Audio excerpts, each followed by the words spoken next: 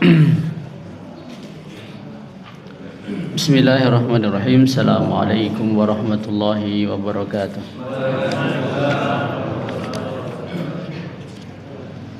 Innal hamdalillah nahmaduhu wa nasta'inuhu wa nastaghfiruh wa na'udzu billahi min shururi anfusina wa min sayyiati a'malina. May yahdihillahu fala mudilla lahu wa may yudlil fala hadiya lahu.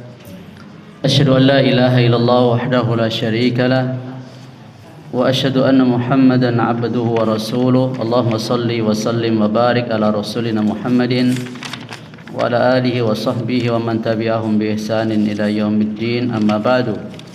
Jamaah kaum muslimin muslimat, Bapak Ibu yang semoga dirahmati Allah Subhanahu wa taala. Alhamdulillah, pada malam hari ini, malam yang semoga menjadi malam indah bagi kita semua, di malam yang kita bisa berkumpul di rumah Allah, melaksanakan salat isya berjamaah, kemudian kita lanjutkan dengan thalabul ilmi. Semoga Allah Subhanahu wa taala mencatatnya sebagai amal soleh kita.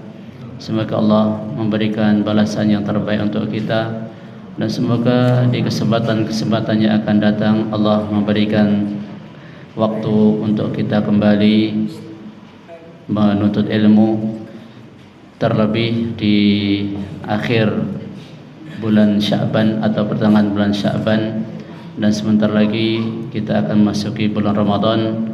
Semoga semua bisa bertemu dengan bulan Ramadan dalam keadaan sehat dan bisa beribadah semaksimal mungkin di bulan Ramadan. Salawat dan juga salam kita tak lupa sampaikan untuk Rasulullah sallallahu alaihi wasallam, keluarga, sahabat dan seluruh pengikut beliau, termasuk juga kita semua sampai nanti hari kiamat. Kita lanjutkan kajian kitab Riyadhus Shalihin, masih bab yang ke-16, bab al-amru bil muhafadzah ala sunnah wa adabuha, bab perintah menjaga sunnah beserta adab-adabnya. Saya lihat di kitab ada 3 hadis.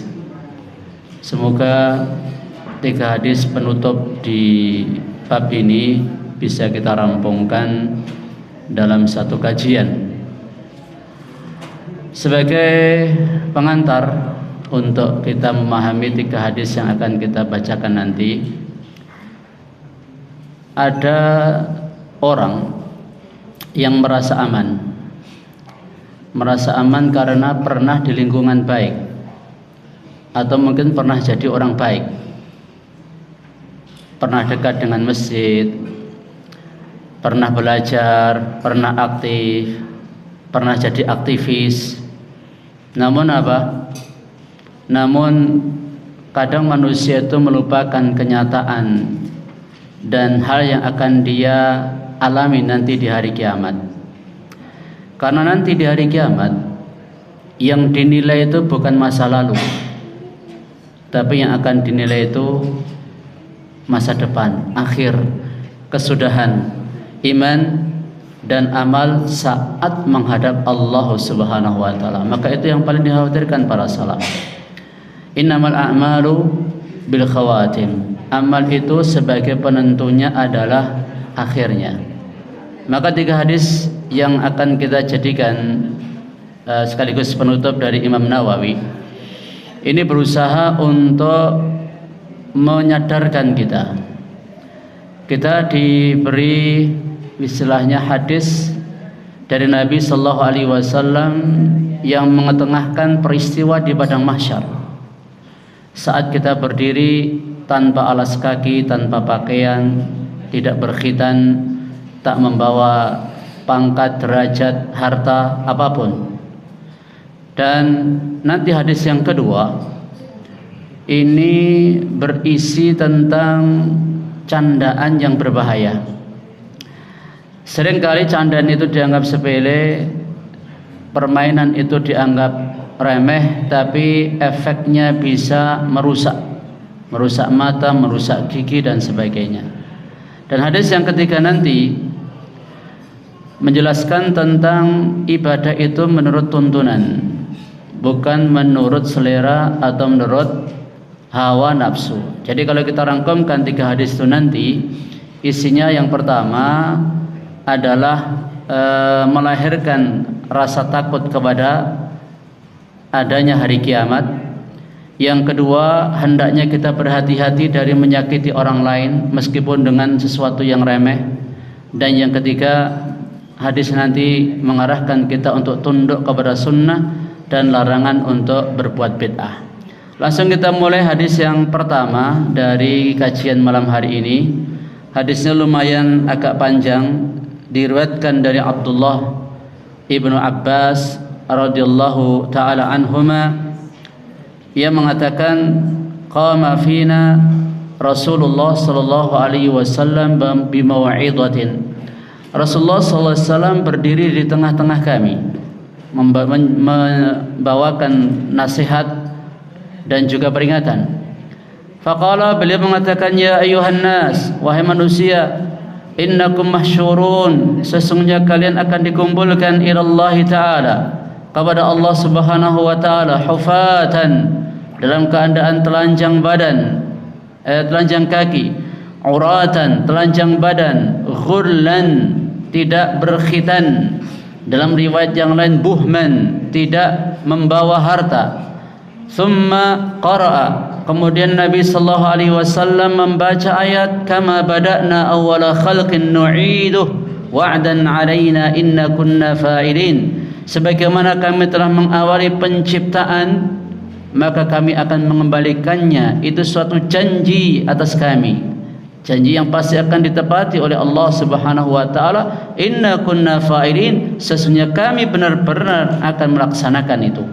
Thumma qala, kemudian Nabi sallallahu alaihi wasallam bersabda, ala ketahuilah, wa inna awwalal khalaiq yuksa yaumil qiyamah Ibrahim, sesungguhnya makhluk pertama yang akan diberi pakaian di hari kiamat adalah Ibrahim. Ala wa innahu sayuja'u birijalin min ummati, ketahuilah sesungguhnya akan didatangkan beberapa orang lelaki dari umatku, fayukhadhu bihim datas shimal, lalu dia diambil dari arah kiri.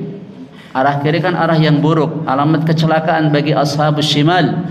Faqulu, maka aku berkata, ya Rab, ashabi, ya Rab, mereka sahabat-sahabatku. Fayuqalu innaka la tadri ma ahdatsu ba'daka, maka dikatakan kepada Nabi, sesungguhnya engkau tidak tahu apa yang mereka ada-adakan sepeninggal engkau. Fa aqulu kama qala al-'abdu salih, maka aku berkata sebagaimana perkataan hamba yang saleh, yakni Nabi Isa alaihi salatu wasalam, wa kuntu alaihim syahidan ma dumtu fihim, maka aku menjadi saksi atas mereka selama aku ada di tengah-tengah mereka. Falamma tawaffaitani kunta antar raqib alaihim, namun setelah engkau wafatkan aku, engkaulah yang menjaga mereka. Wa anta ala kulli syai'in syahid, dan engkau maha melihat segala sesuatu, maha menyaksikan segala sesuatu. In tu'adzibahum fa innahum ibaduk, jikalau engkau mengazab mereka, sesungguhnya mereka adalah hamba-hambamu. Wa in taghfir lahum, jikalau engkau maafkan mereka, fa innaka antal azizul hakim, maka sesungguhnya engkau zat yang maha perkasa lagi maha bijaksana. Fayuqalu li, maka dikatakan kepadaku, innahum lam yazalu murtaddina ala aqabihim mundu faraqtahum,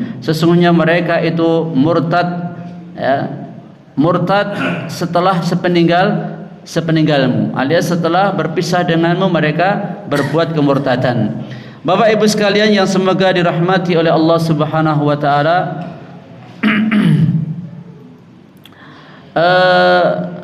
hadis ini memberikan keterangan kepada kita semua bahwa perkara yang disampaikan Nabi alaihi salatu wasallam ini akan menghilangkan bentuk kesombongan kita, bentuk kesombongan manusia. Karena bisa saja manusia hidup di dunia ini, Allah Subhanahu wa ta'ala memberinya kenikmatan-kenikmatan, entah kenikmatan itu berupa harta, entah kenikmatan berupa kedudukan, entah kenikmatan itu berupa kekuatan, entah kenikmatan apa saja bisa menyebabkan manusia itu sombong. Namun ingat, kesombongan tidak akan memberikan manfaat. Di saat Allah Subhanahu wa Ta'ala pada hari kiamat, Allah lipat langit, Allah genggam bumi, maka Allah Subhanahu wa Ta'ala bertanya, anal malik, ainal jabbarun, ainal mutakabbirun, aku raja, mana orang yang sombong, mana orang yang angkuh? Semuanya terdiam.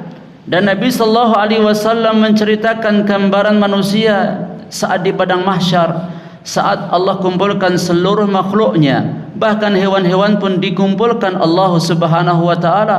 Jenengan bisa bayangkan, ya, kalau di bumi ini ada satu tempat yang bisa menghimpun 8 lebih sekian miliar manusia. Jenengan kalau melihat dari drone misalnya, kira-kira pemandangannya ngeri nggak? Ngeri ya? Ya, ketika melihat di Arafah atau ketika melihat pas musim haji saja, itu padahal baru berapa itu? Ya, nggak begitu banyak. Bagaimana manusia sekarang jumlah mereka lebih dari 8 miliar kalau dikumpulkan di satu tempat. Bagaimana lagi kalau seandainya dikumpulkan manusia dari Mbah Adam sampai nanti manusia yang paling akhir di hari kiamat di satu tempat. Matahari didekatkan secara 1 mil. Lalu manusia, ya, mereka merasakan huru-hara atau merasakan kepedihan yang nggak bisa dibayangkan. Ya, matahari sejarak 150 juta kilometer atau 149 juta kilometer, tergantung arah paling dekat atau paling jauhnya matahari dengan bumi, itu saja kita merasakan panas yang menyengat. Bagaimana kalau seandainya matahari didekatkan sejarak 1 mil? Manusia akan berpeluh sesuai dengan amal mereka masing-masing, dan Allah Maha Kuasa untuk menjadikan si A itu aman, berada dalam naungan Allah di hari yang tidak ada naungan selain naungannya.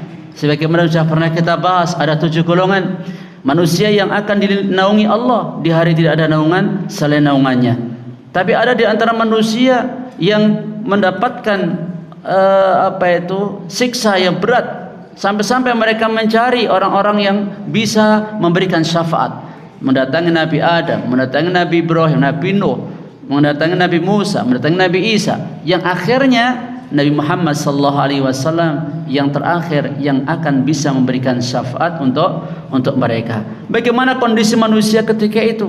Mereka dikumpulkan dalam keadaan tidak berpakaian, tidak pakai sandal, nggak pakai sepatu, maka nggak ada nanti di sana itu angkuh-angkuhan atau gaya-gayaan. Mana sepatu yang paling mahal, mana jam tangannya yang paling mahal, mana pakaian yang paling mahal. Tidak ada semua itu atribut-atribut. Atau mungkin ada yang pakai bintang 4, nggak ada. Ya, yang pakai kolonel juga nggak ada. Ya, nggak ada. Semua atribut-atribut dunia hilang. Makanya, ya, ini adalah momen, waktu, dan keadaan yang sangat menakutkan. Kenapa menakutkan? Ya, tadi sudah saya berikan ilustrasi ringan. Manusia dikumpulkan dalam keadaan utuh saja seperti zaman sekarang, itu sesuatu pemandangan yang sangat mengerikan. Bagaimana kalau seandainya dikumpulkan dalam keadaan seperti itu? Sampai-sampai Aisyah radhiyallahu taala anha tanya kepada Nabi sallallahu alaihi wasallam, "Ar-rijalu wan nisa?" Laki dan perempuan dikumpulkan jadi satu dalam kondisi seperti itu. Iya, dalam kondisi seperti itu. Akan tapi ya, huru-hara pada waktu itu adalah sangat, ya, mencekam sehingga lupa, ya, sehingga tidak memikirkan tentang lawan jenis. Maka oleh karena itu Bapak Ibu sekalian rahimanallahu wa iyyakum, Allah Subhanahu wa Ta'ala mengingatkan, wa hasyarnahum falam nughadir minhum ahada, dan kami kumpulkan mereka, maka kami tidak meninggalkan seorang pun dari mereka, alias nggak ada yang bisa sembunyi. Orang yang dulu mati misalnya dicaplok ikan atau dimangsa, dirobek-robek sampai hancur oleh binatang buas, atau mungkin yang terbakar, atau mungkin yang hancur, lebur, tidak berbekas sama sekali, apakah mereka akan lepas dari dibangkitkan Allah Subhanahu wa Ta'ala? Tidak. Ya, Allah Subhanahu katakan apa? Tidak meninggalkan seorang pun dari mereka. Falam nughadir minhum ahadan, siapapun, bahkan, ya, bayi yang belum lahir ke alam dunia juga akan dibangkitkan oleh Allah. Berapa banyak bayi yang gugur sebelum lahir. Selagi mereka itu sudah dikasih nyawa oleh Allah Subhanahu wa taala, mereka juga akan dibangkitkan. Masya Allah. Ini menegaskan kebangkitan itu sesuatu yang pasti, sesuatu yang harus kita yakini. Dan di sini kualitas iman seseorang itu tergantung keyakinan, tingkat keyakinannya pada hari pembalasan dan hari kebangkitan. Dulu orang-orang kafir Quraisy, mereka enggak percaya hari kebangkitan. Ya, za'amal ladzina kafaru alla yub'atsu. Orang-orang kafir mereka mengklaim, menyangka enggak akan mereka dibangkitkan Allah Subhanahu wa taala. Allah katakan kepada Nabi, "Qul," katakan wahai Nabi, "Bala wa rabbi." Sebaliknya, enggak seperti itu. Demi Rabbku, la tub'atsunna. Kalian pasti akan dibangkitkan. Tsumma latunabba'unna bima kuntum ta'malun. Dan pasti kalian akan diberitahu, dikabarkan kepada kalian apa yang sudah kalian kerjakan.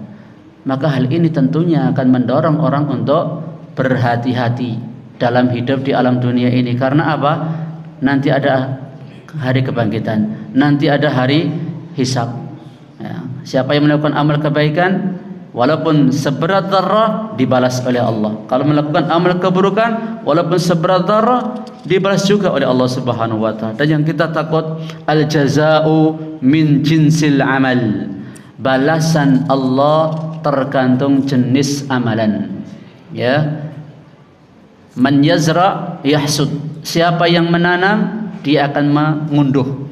Ya, siapa menanam, dia akan mengetam. Kalau tanamannya baik, ya itu nanti yang akan dia unduh. Nanamnya jagung, ya tukulnya jagung. Nanamnya padi, ya tukulnya padi. Itu yang akan diperoleh manusia. Allah enggak akan zalim. Wala yadlimu rabbuka ahada. Rabbmu tidak akan zalim kepada manusia. Enggak akan keliru. Oh, itu dulu tanaman saya ini. Kenapa kau yang metik? Ya, enggak akan mungkin terjadi. Ya, enggak akan mungkin terjadi. Amalan juga enggak akan keliru karena saksinya itu banyak. Saksinya ada malaikat. Ya, bumi juga memberi saksi. Ya, bumi memberikan saksi. Yauma idzin tuhadditsu akhbaruha. Pada hari itu nanti bumi akan menceritakan perihal apapun yang terjadi di muka bumi. Nah, kurang apa? Ditambah lagi manusia itu sendiri akan jadi saksi. Mulut ya dikunci, tangan, kaki akan berbicara. Dan juga makhluk-makhluk Allah yang lain juga bisa memberikan saksi. Maka bagaimana mungkin akan keliru kalau saksinya sudah rangkap-rangkap seperti itu? Belum lagi Allah Subhanahu wa taala Maha melihat, ya, Maha mendengar, Maha mengetahui apapun yang dilakukan oleh hamba-hambanya. Maka Bapak Ibu sekalian, ini sekaligus sebagai pengingat kita supaya tidak menunda taubat dengan alasan nanti, ya, nanti saja kan. Padahal janji kebangkitan itu sesuatu yang pasti. Terus kemudian Nabi sallallahu alaihi wasallam menyebutkan kemuliaan Nabi Ibrahim alaihi salatu wassalam, di mana Nabi Ibrahim yang pertama kali diberi pakaian oleh Allah Subhanahu wa taala. Ya, apa pelajaran yang bisa kita ambil? Ini mengajari kita semua bahwa kemuliaan akhirat, kemuliaan di akhirat itu bukan milik orang yang sekedar tampak baik. Ya, jangan sampai kita tertipu, jangan sampai kita mencari penilaiannya manusia dalam arti kita ingin selalu tampil baik di hadapan manusia.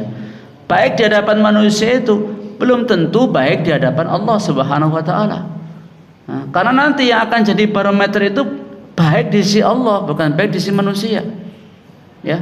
Sebagaimana kisah 3 orang yang dihisab pertama kali oleh Allah Subhanahu wa taala, bukankah mereka itu nilainya baik di mata manusia? Yang berjihad, ya, yang berderma, yang mengajarkan Al-Qur'an, yang membaca Al-Qur'an, mengajarkan ilmu. Di mata manusia mereka orang baik. Tapi apa di sisi Allah mereka enggak baik. Ya. Di sisi manusia, di sisi Allah mereka tidak baik. Bahkan mereka dimasukkan ke dalam neraka. Ya. Tapi kemuliaan itu milik siapa? Orang yang lurus tauhidnya, orang yang bagus iman dan amal solehnya. Maka Nabi Ibrahim sebagai imamnya hunafa, sebagai khalilullah, Beliau pantas untuk mendapatkan kemuliaan tersebut. Kemudian Bapak Ibu sekalian rahimanallahu wa iyyakum, ini bagian yang membuat kita berat ya, ketika Nabi sallallahu alaihi wasallam menyaksikan di hari kiamat itu nanti ada orang-orang yang digiring, yang diusir dari Nabi alaihi salatu wasallam ya. Padahal Nabi SAW mengaku, jadi dohirnya Nabi SAW saja sampai mengaku itu sahabat-sahabat beliau ya, itu sahabat-sahabat beliau. Tapi ternyata apa? Kan Nabi nggak tahu setelah Nabi SAW wafat apa yang dilakukan orang-orang setelah beliau. Nabi nggak tahu. Dohirnya mereka itu sahabat-sahabat beliau, namun kenyataannya Allah lebih mengetahui. Ternyata mereka melakukan perubahan di dalam agama, merubah-rubah agama, tidak mengikuti sunnah Nabi, tidak merasa cukup dengan sunnah Rasulullah SAW. Ini titik poin sesuai dengan bab yang kita pelajari. Perintah menjaga sunnah, perintah menjaga sunnah, yaitu dengan betul-betul mengamalkan ajaran Nabi dan tidak mengadakan bid'ah. Karena Nabi SAW mengatakan, man ahdatsa fi amrina hadza ma laysa minhu fahuwa raddun. Siapa melakukan perkara baru, mengadakan hal yang baru dalam perkara kami, agama kami, yang tidak ada contoh darinya, maka ditolak oleh Allah Subhanahu wa taala. Ya, wa ma atakumur rasul fakhudhuhu wa ma nahakum anhu fantahu. Apa yang dibawa Rasul ambil, apa yang dilarang oleh Rasul maka tinggalkan. Ya, tinggalkan. Jadi barometernya jelas. Ya, ketika kita nanti di hari kiamat ingin diakui sebagai pengikut Nabi, sebagai umatnya Nabi sallallahu alaihi wasallam, jangan berbuat bid'ah. Karena salah satu di antara hukuman pelaku bid'ah atau ahlul bid'ah di akhirat, ya, bukan di dunia, di akhirat akan diusir dari telaga Nabi alaihi salatu wasallam. Ya, malaikat-malaikat akan mengusir, ya, ketika mereka mendekat ke telaga Nabi sallallahu alaihi wasallam, diusir oleh malaikat. Nabi SAW memanggil, ya, mereka itu umatku, mereka itu sahabat Nabi alaihi salam. Engkau enggak tahu apa yang mereka perbuat sepeninggal engkau. Ya, mereka melakukan perbuatan bid'ah sehingga diusir dari telaga Nabi alaihi salatu wassalam. Rasulullah sallallahu alaihi wasallam saja, ya, mengira itu umatnya beliau, tapi Allah yang lebih mengetahui.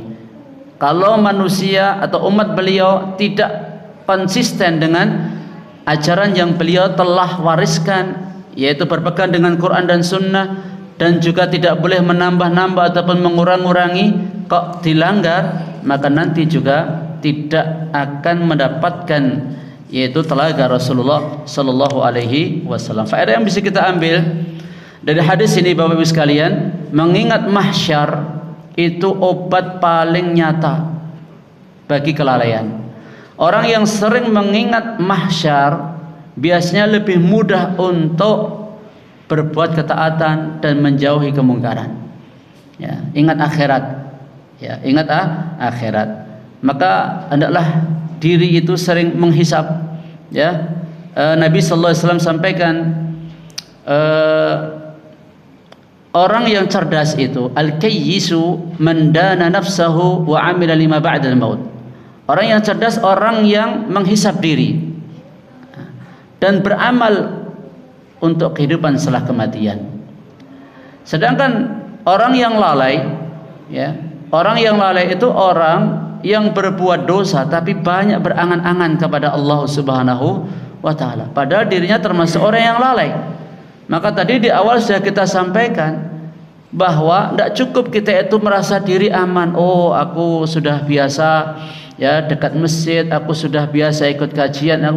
Itu yang tampak pada manusia. Tapi hati kita Allah yang mengetahui. Apa yang ada dalam diri kita Allah lebih mengetahui. Apakah kita itu memang betul-betul baik di sisi Allah atau cuma baik di hadapan manusia. Maka perbaiki tauhid, perbaiki keimanan, perbaiki ittiba kita kepada Rasulullah sallallahu alaihi wasallam, karena itu yang akan dinilai. Ya. Kemudian faedah yang kedua, kebangkitan itu pasti. Ya. Allah Subhanahu wa taala sudah menegaskan hal itu, dan ini yang dulu diingkari oleh orang kafir. Ya. Mereka iman kepada Allah tapi nggak mau iman kepada hari kebangkitan, mereka kafir. Faedah yang berikutnya, kemuliaan di akhirat mengikuti kemurnian tauhid. Makanya orang paling mulia di akhirat nanti ya yang paling kuat tauhidnya. Nabi sallallahu alaihi wasallam, Nabi Ibrahim, Rasul-Rasul Azmi, mereka kedudukannya paling tinggi di hari kiamat karena memang tauhidnya paling sempurna. Apa buktinya? Lihat sirah mereka berdua, wabil khusus Nabi Muhammad dan Nabi Ibrahim alaihi wassalatu wassalam. Sudah teruji ketika berbagai macam ujian Allah datang bertubi-tubi kepada dua rasul ini, lulus. Contoh Nabi Ibrahim alaihi salatu wassalam, beliau ya berani untuk melawan kesyirikan walaupun dengan resiko beliau harus dibakar, tapi Allah memberikan keselamatan. Nabi Ibrahim alaihissalatu wassalam melaksanakan apapun perintah Allah subhanahu wa ta'ala meskipun berat bagi umumnya manusia dan di luar akal manusia perintah itu. Contohnya menyembelih anak sendiri, ya. Tapi Nabi Ibrahim alaihissalam walaupun perintah itu di luar akal manusia, tetap beliau laksanakan karena ini perintahnya Allah. Apalagi kalau perintah itu masih dalam batas akal manusia dan masih bisa dijangkau oleh akal manusia, bisa dikerjakan oleh manusia yang menurut umumnya manusia ini mustahil. Masa ya orang tuanya beli anaknya sendiri, beliau laksanakan kok. Ya, apa kurang cukup bukti betapa kuatnya tauhid beliau? Nabi Muhammad SAW juga teladan yang mulia dalam hal ini. Betapa Nabi alaihi salatu wasallam dalam banyak momen, dalam banyak kesempatan beliau senantiasa menyandarkan ya hidup mati beliau hanya kepada Allah Subhanahu wa taala dan beliau mengabdikan selama 23 tahun berdakwah. Ya, setelah beliau diangkat menjadi nabi, menjadi rasul, beliau selalu memikirkan dakwah, menyelamatkan umat manusia, menyebarkan risalah sampai semua risalah yang Allah Subhanahu wa taala berikan kepada Nabi Muhammad sebagai penyempurna seluruh risalah Nabi dan Rasul, yang kalau kita hitung dari awal sampai akhir syarat Islam itu banyak sekali. Ya, jenengan bisa ngitung enggak berapa syarat Islam itu? Ya, dari kitab fikih saja, dari kitab Thaharah sampai paling akhir itu banyak banget. Tafsir saja Al-Qur'an banyak banget. Ya, hadis juga banyak banget. Diselesaikan dalam waktu 23 tahun. Masya Allah ya, belum lagi sirah juga panjang banget. Maka dari itu ya, kemuliaan seseorang itu inna akramakum indallahi atqakum, orang paling mulia di antara kamu di sisi Allah itu yang paling takwa. Kemudian mengada-adakan perkara baru dalam agama setelah Nabi sallallahu alaihi wasallam wafat itu bahaya besar yang akan menghalangi kedekatan dengan Nabi alaihi salatu wasallam, bahkan terusir dari telaga Nabi alaihi salatu wassalam, bahkan diancam enggak diterima amalnya. Ya, Imam Malik rahimahullahu taala sampai mengatakan man ibtada'a bid'atan yaraha hasanatan faqad za'ama anna Muhammadan sallallahu alaihi wasallam qad khana risalah. Siapa mengada-adakan perkara bid'ah dalam agama, bukan masalah dunia seperti mic, seperti pesawat, seperti kereta api, seperti perangkat-perangkat dunia yang modern sekarang, itu enggak masuk kategori bid'ah. Ya, karena itu bukan perkara agama, itu perkara dunia. Yang masuk dalam bid'ah itu kalau perkara agama.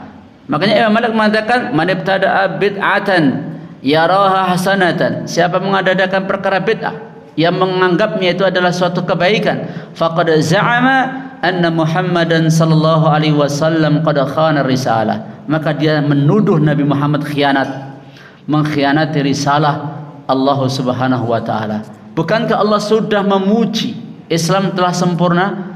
Al-yawma akmaltu lakum dinakum wa atmamtu alaikum ni'mati wa raditu lakum al-islam madina.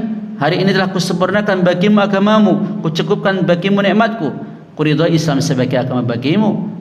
Ibnu Katsir rahimahullah menyampaikan ma lam yakunil yawma dinan, ma lam yakun fi ahdi Nabi sallam dinan, lam yakunil yawma dinan. Di zaman Nabi itu bukan agama, bukan syariat, di zaman sekarang juga bukan agama, bukan syariat. Ya. Kemudian ukuran keselamatan itu bukan pengakuan. Bukan pengakuan. Kemarin waktu kita membahas masalah hijrah, ya, saat Allah Subhanahu wa taala menceritakan bagaimana para malaikat itu mewafatkan orang-orang yang tidak mau hijrah. Ya. Apa alasan mereka? kunna mustad'afina fil ard. Kami adalah orang-orang yang tertindas di muka bumi. Itu alasan mereka. Apakah Allah terima alasan mereka? Ngomong boleh, beralasan boleh, tapi kan yang menilai benar tidaknya Allah. Yang tahu sebenarnya keadaan mereka itu Allah. Ditanya oleh malaikat, alam takun ardullahi wasi'ah fatuhajiruna fiha, bukankah bumi Allah luas sehingga kalian bisa hijrah kepadanya? Itu loh. Mereka punya kemampuan, mereka juga ngerti jalan, tapi mereka tidak mau hijrah. Padahal mereka mampu, wajib untuk berhijrah, tapi mereka malah beralasan kami tertindas, kami enggak leluasa untuk menjalankan agama kami. Ini alasan yang mereka buat-buat, ya. Tapi Allah lebih mengetahui apakah mereka benar atau tidak. Seperti alasannya orang yang mati syahid untuk menegakkan agamamu, yang berjihad yang membaca Al-Quran karena Allah, mengajarkan ilmu karena Allah, berderma karena Allah. Itu cuman pengakuannya manusia, tapi Allah tahu apa yang sebenarnya ada dalam hati manusia. Maka dari itu hendaklah kita itu memperbaiki lahir batin kita, bahkan memperbaiki batin lebih utama dari memperbaiki zahir. Sebab memperbaiki batin ini, karena batin ini akan dihisab di hari kiamat. Sedangkan zahir, ya, itu mengikuti batin. Ya, kalau batinnya baik, zahirnya baik. Kalau batinnya buruk, zahirnya buruk. Ya, wallahu taala alam. Kemudian Bapak Ibu sekalian rahimanallahu wa iyyakum wa azanillahu wa iyyakum jami'an, hadis yang berikutnya. Ya, karena kita memang tadi komitmen 3 hadis. Kalau kita cuma 1 hadis ini tok, ya syarahnya terlalu panjang nanti.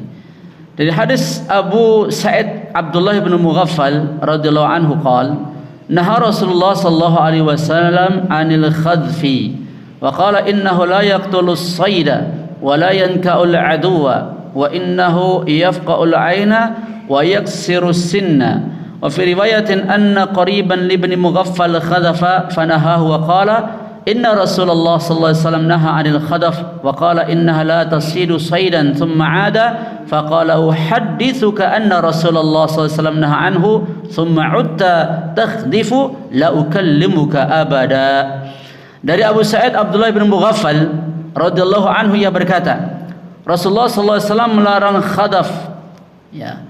Dan beliau bersabda, sesungguhnya itu tidak membunuh buruan dan tidak melukai musuh, tetapi dapat mencungkil mata dan mematahkan gigi.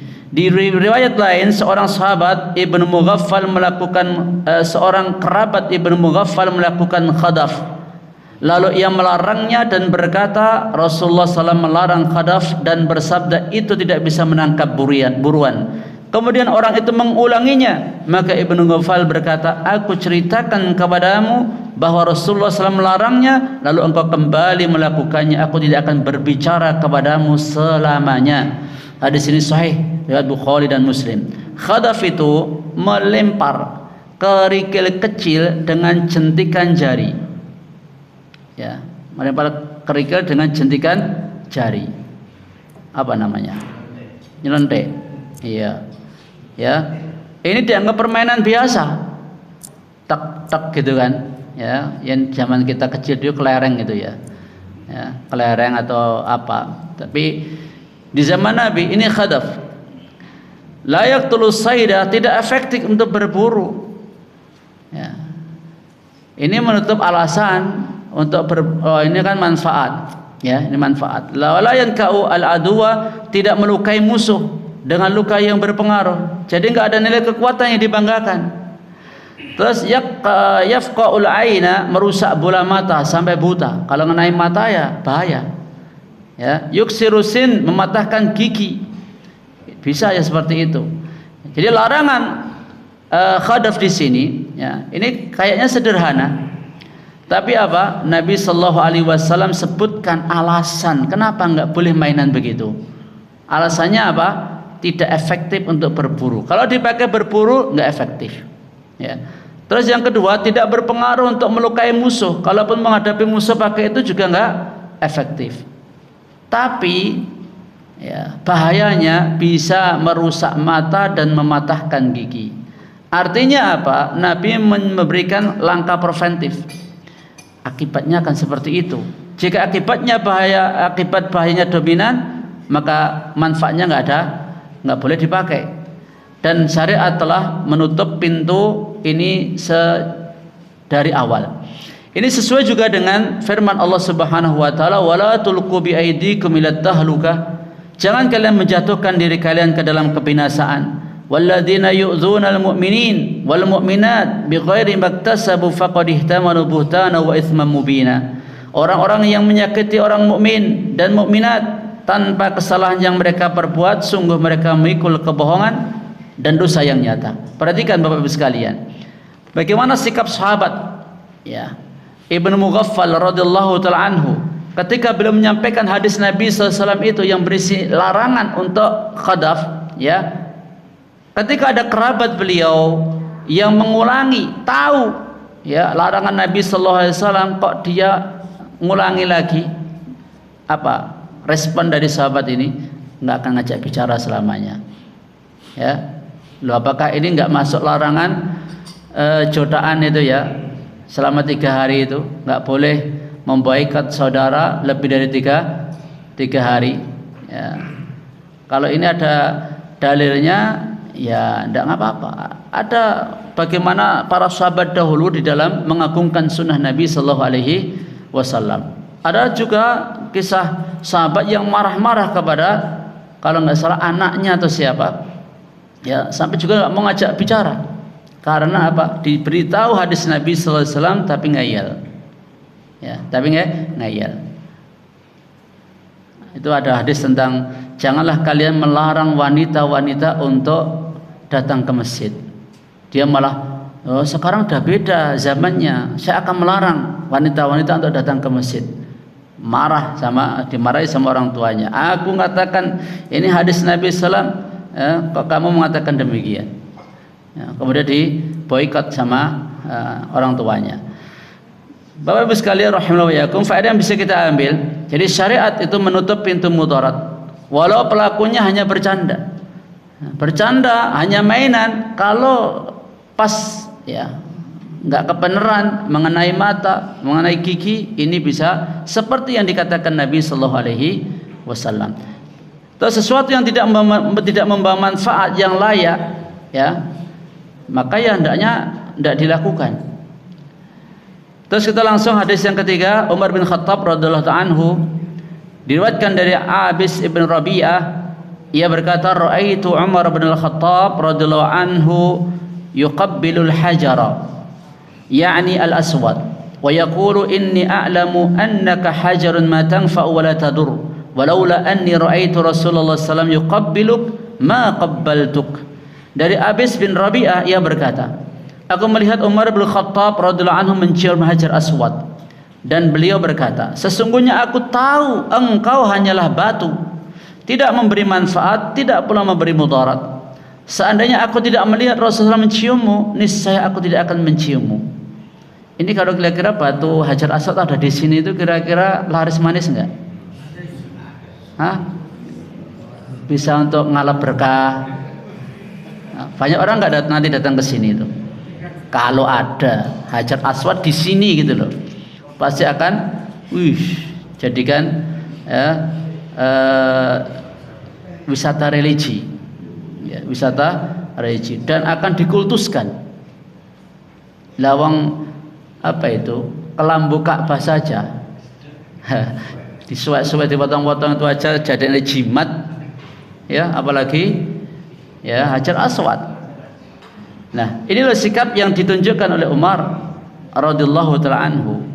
Beliau ketika mencium hajar aswad, dan ini bentuk mengikuti sunnah Nabi, beliau yakin bahwa batu ya hanya sekedar batu, gitu loh, tidak bisa memberi manfaat dan tidak bisa mendatangkan madarat. Loh, kenapa kok dicium? Ya, karena Nabi SAW menciumnya. Terus jangan dilebihkan. Nabi kan cuma mencium. Apakah Nabi berdoa minta kepada hajar aswad? Kan enggak. Apakah Nabi ngalap berkah ke hajar aswad? Kan enggak. Cuman dicium, kalau nggak mampu diusap. Kan cuman begitu, selesai. Sunnahnya begitu, jangan dilebih-lebihkan. Ya. Nah, sekarang itu bukan cuma hajar aswadnya, dinding-dindingnya diusap-usap. Ya, lah ini kan berlebihan. Nggak ada petunjuk Nabi SAW seperti itu. Nggak ada seperti itu. Terus pokoknya semua yang berbau Ka'bah itu pokoknya apa ya, sakral, pokoknya punya nilai mistis, punya nilai yang besar. Ya, yang seperti ini hendaknya diluruskan, karena ini yang dicontohkan oleh Umar bin Khattab, mengajari kita dua perkara sekaligus. Pertama tauhid. Ya, perkara tauhid yang beliau ajarkan apa? Sesungguhnya aku tahu kau hanya batu, tidak bisa memberi manfaat, juga menolak madarat. Ini tauhid. Ya. Terus apalagi batu-batu selain Hajar Aswad, batu yang ada di kali, ada yang di gunung, ya, batu akik atau apa? Batu akik sama batu Hajar Aswad lebih mulia mana? Kok ada batu akik jadi jimat, batu akik untuk agar kaya, agar macam-macam keyakinan manusia. Ini nggak benar. Ya, Hajar Aswad saja cuman batu loh, tidak bisa memberi manfaat, tidak bisa menolak madarat. Yang jutaan orang itu berusaha pengen untuk mencium Hajar Aswad, nyentuh ya seneng rame-rame sampai nunggu tengah malam kok ya kebak-kebak wae. Ya. Saya juga terus terang belum pernah nyentuh itu. Karena apa? Ya, kan hukumnya sunnah. Jangan sampai berjejal-jejal atau bahkan mengganggu, menyakiti orang sampai ada yang meninggal dunia hanya untuk ini, kan nggak benar. Nilainya apa? Ya, sekedar ngikuti sunnah. Maka hukumnya sunnah, nggak wajib. Nggak wajib. Kenapa mengamalkan yang sunnah sampai harus berjejal-jejal, sampai harus begitu mensikapinya? Yang kedua ittiba. Ittiba. Apa dari ucapan beliau yang menyiratkan ittiba? Kalau aku tidak melihat Rasul menciummu, aku nggak akan menciummu. Itu loh. Patokannya itu Rasul. Bukan patokannya ini batu, bukan. Rasul. Walaupun itu batu dari surga loh ya. Batu dari surga yang turun ke bumi, tadinya batunya putih. Tapi kemudian karena banyak terkontaminasi, ya, tangan-tangan manusia dan dosa manusia, akhirnya jadi hitam, itu kan. Lah batu gitu aja, ya, kalau orang nggak benar tauhidnya bisa dikultuskan, ya. Maka utama batas syarat itu adalah mengikuti Rasulullah Sallallahu Alaihi Wasallam. Terus faedah yang bisa kita ambil, ittiba itu ukuran benar tidaknya ibadah. Setelah ikhlas, ittiba. Jadi kita beramal itu karena dalil, bukan karena selera atau tradisi. Kemudian benda itu tidak memberi manfaat dan juga mudarat karena zatnya, tidak. Yang memberi manfaat dan mudarat hanyalah Allah. Kalau seandainya tongkat Nabi Musa ada di sini, diapain kira-kira? Tongkat Nabi Musa ada di sini misalnya, pasti akan orang rame sini. Ya, pokoknya yang berbau-bau gitu itu gampang sekali mengundang. Lah wong kuburan nggak ada orangnya aja orang yo laris manis. Yang konon adanya dibuat pagar kecil. Ini dulu ya tempat siapa itu untuk datang ke Mekah lewat sini. Itu juga banyak orang percaya. Ada gua yang itu jurusannya sampai ke Mekah, ya banyak yang percaya. Ya, ini menunjukkan darurat tauhid ini. Umat Islam itu ya darurat tauhid sebenarnya. Ya, sesuatu yang tren, sesuatu yang itu lebih mudah ya, diikuti daripada dalil. Ya, daripada dalil. Makanya pentingnya kita ngaji itu belajar dalil. Belajar dalil. Terus Bapak Ibu sekalian, tidak semua hikmah ibadah harus kita pahami dulu. Terus gas kita itu pokoknya tunduk sama dalil. Pokoknya kan kita nggak tahu Rasulullah mencium itu karena apa kan? Apakah harus saya tanya? Harus tanya dulu. Ini kenapa ya Rasulullah kok mencium? Ya ada apa ya? Kita nggak tahu hikmahnya. Rasulullah sekedar mencium, ya kita cium, gitu aja loh. Simple. Seperti dulu para sahabat melihat Nabi melempar sandal ketika sholat, ya mereka ikut melempar sandal. Simple, nggak perlu. Kenapa ya Rasulullah? Nggak perlu tanya-tanya. Itu ittiba yang benar seperti itu. Tunduk dulu sama dalil. Ada hikmah atau enggak urusan belakang. Seperti ketika Nabi perintahkan, idza waqa'ad dubabu fi ina'i ahadikum falyakhmishu thumma falyatrahu fa inna fi ahadi janahihi da'an wa fil akhar shifaan. Ya. Atau dawaan. Bila seekor lalat itu hinggap di bejana seorang di antara kamu, wadah di antara kamu, benamkan, kemudian buang. Ya, sebab salah satu dari sayapnya itu ada penyakit, sayap yang lain itu ada penawarnya. Ya, wallahu taala alam bisawab. Ya, terakhir kaidah yang bisa kita ambil ya sebagai pegangan kita, orang yang sering mengingat mahsyar akan lebih malu pada dosa yang tersembunyi. Ia membenahi yang di kamar, bukan hanya yang di depan orang. Ya. Yauma tublas sarair, pada hari ketika rahasia-rahasia diuji. Bahkan yang kedua mengikuti Rasul. Agama ini ya bukan mengikuti selera manusia. Kalau agama ikut selera manusia, rusak agama itu. Karena selera orang itu beda-beda.